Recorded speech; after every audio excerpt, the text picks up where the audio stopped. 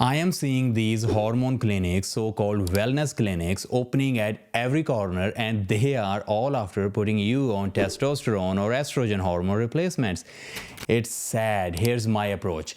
I think of the sequence as adrenals, thyroid, and then sex hormones. Why? Because your body is like a finely tuned orchestra. If your adrenals, which are your stress managers, are out of tune, it impacts your thyroid functioning. And a suboptimal thyroid affects your sex hormones. So, yes, there are valid reasons for giving someone testosterone or estrogen. However, diving straight into HRT or hormone replacement therapy without assessing the full picture is a bad medical practice. If your adrenals are stressed or your thyroid is not in harmony, addressing these first might naturally balance your sex hormone levels.